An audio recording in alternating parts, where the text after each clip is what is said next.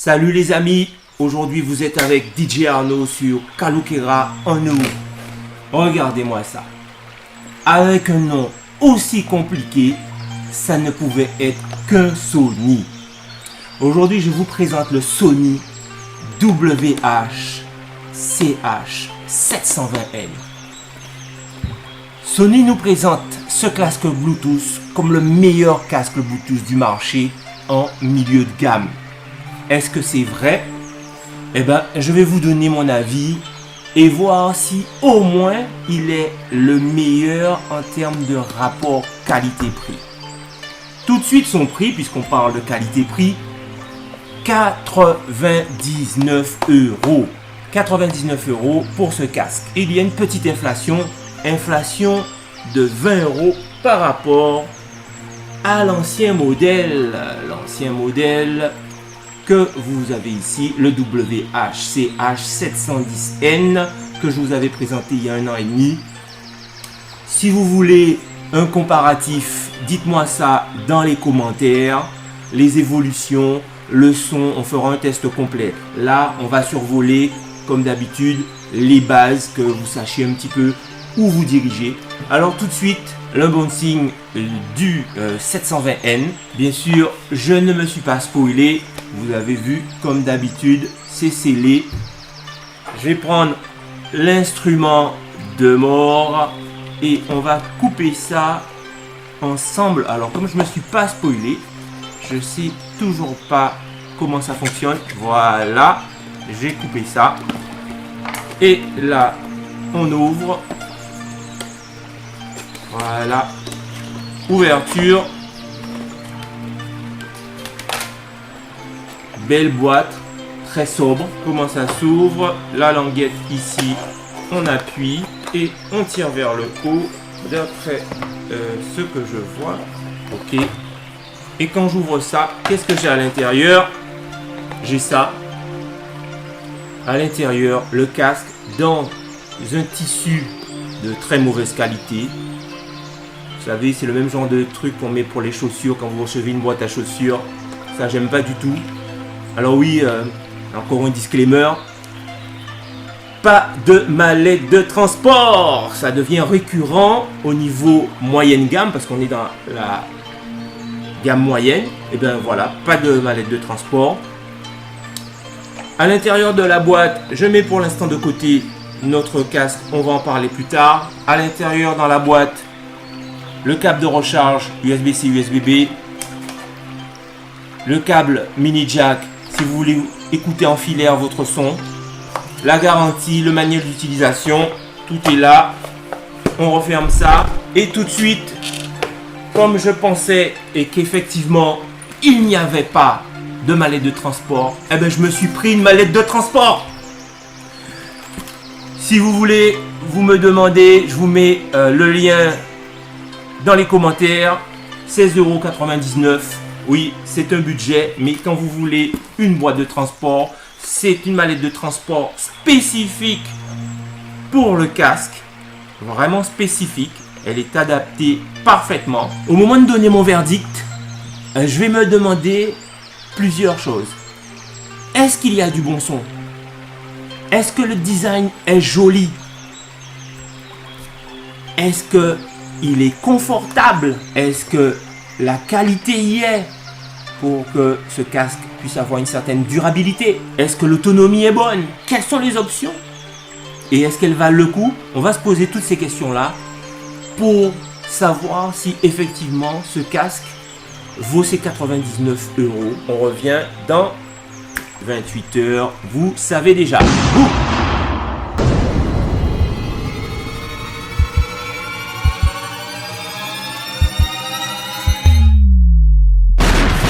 Le Sony WH-CH720N. Oui, je l'ai dit d'un seul trait. Alors, ce casque, après l'avoir testé, qu'est-ce qu'il nous dit? Déjà, comme vous l'avez remarqué, je l'ai pris en bleu. Il est en 3 couleurs. Vous pouvez l'avoir en noir, en beige ou en bleu. Je l'ai pris en bleu parce que c'est la tendance actuellement. Beaucoup de casques sortent en bleu. Ça donne un petit côté classique, un petit côté haut de gamme, même si là ce n'est pas le cas. Alors, ce casque, qu'est-ce qu'il nous dit? En termes de design, première chose, puisqu'on parlait de la couleur. Design, par rapport à l'ancien, eh bien, par rapport à l'ancien, je dirais très peu d'évolution. Le 710N que vous voyez ici sur ma droite, sur votre gauche. Le 720N sur ma gauche que vous voyez sur votre droite. Très peu d'évolution. Moi, c'est pas un design qui m'enchante. Alors pour 79 €, et vu la qualité pour l'époque, à l'époque, j'estimais que sa qualité pour 79 € en termes de son, etc., c'était top. Là, 99 €, compte tenu de la concurrence, sur le plan design, je dis moyen. En termes de qualité de fabrication, c'est du plastique basique. Ici, quand je touche, je trouve que en termes d'évolution par rapport au 710, là vous avez un plastique un peu granuleux, un peu texturé. Moi je trouve pas ça du plus bel effet, mais bon, question de goût là. Mais en termes de qualité perçue, je trouve que ça fait pas top, ça fait pas moyenne gamme, ça fait encore moins haut de gamme. Le bandeau, agréable surprise. Le 710 n'avait qu'une partie métal. Ici, vous voyez, il y a le métal qui est sous du plastique. Et ça, c'est un gage de qualité supplémentaire. Pourquoi? Parce que ça rigidifie le tout. Et surtout, pour le bruit, quand je faisais ça avant, j'avais un bruit métallique façon cliquetis. Aujourd'hui, j'ai un bruit, mais le bruit est plus feutré. Donc, en termes de qualité perçue, je trouve que c'est beaucoup mieux. Toujours en termes de qualité, on va se pencher maintenant sur les coussinets, les protections, donc coussinets et bandeaux. Vous avez ici une sensation que je trouve très bizarre. Je me suis renseigné.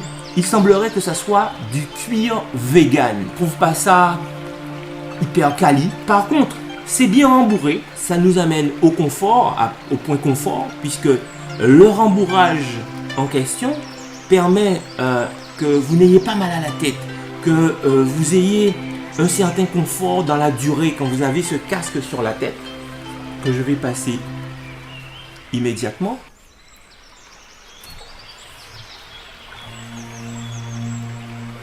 C'est relativement confortable. Ça, je ne peux pas le nier. Le cuir vegan est confortable. Ce 720 est léger. Il fait 192 grammes. C'est très doux. Et ça, c'est une surprise. Vous voyez, ça fait un toucher façon Alcantara. Et puis surtout, ça m'a l'air respirant. C'est à confirmer, mais les oreillettes sont larges. Ça, c'est important, surtout quand vous avez une grosse tête et de grosses oreilles comme moi. Avec des oreillettes de cette taille-là, eh ben, ça ne compresse pas vos oreilles. Vous avez l'impression qu'il n'y a quasiment rien sur vos têtes, puisque le poids, la taille des oreillettes, la douceur, la respiration, sur ce plan-là, c'est top. C'est tout bon. L'autonomie du casque 720N de chez Sony, elle est considérable. L'autonomie, 50 heures. Là encore, il y a un gap. Il y a un gap qui est passé. Le 710N avait 30 heures. Si vous enclenchez la fonction réduction de bruit, vous aurez encore mieux que les 710N dans sa version normale. 35 heures d'autonomie avec la réduction de bruit. Donc là, vous êtes tranquille sur de longs trajets, vous êtes tranquille dans l'avion, vous êtes tranquille sur vos jeux si vous jouez avec. En termes de réduction de bruit, on va pas se mentir, il n'est pas fameux.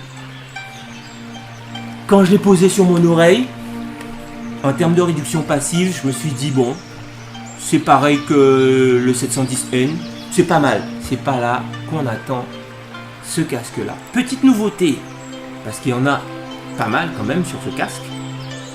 Alexa, c'est une option supplémentaire. N'oubliez pas d'aller sur l'application parce que j'en ai pas encore parlé. Il y a une application comme la plupart des casques Bluetooth maintenant. Vous avez une application, vous allez pouvoir régler tout ça. Vous allez pouvoir régler Alexa. Vous allez pouvoir régler aussi la qualité du son. Et on y arrive puisque j'ai testé pendant 28 heures et je peux vous dire que le son est très coloré. Plutôt basseux comme tous les Sony. Par contre, avec le réducteur de bruit, au bout de 20 heures, le son baisse. J'ai constaté qu'il baisse en intensité. Je rappelle que l'appli vous permet de modifier la qualité du son en aigu, en basse, en médium. Vous permet de modifier aussi Alexa pour qu'il n'y ait pas de bug. Modifier aussi la réduction de bruit. En conclusion, c'est un bon casque. L'application est hyper riche, on s'y perd même tellement elle est riche. Le son est bon, la réduction de bruit moyenne, l'autonomie extraordinaire, le confort optimal, la qualité de fabrication moyenne, le design dépassé totalement à mon avis. En tout cas, ce que je peux dire, ce casque pour moi, il n'est pas transcendant. C'est un bon casque. Sans plus. Pour moi, ce n'est pas un véritable banger, right?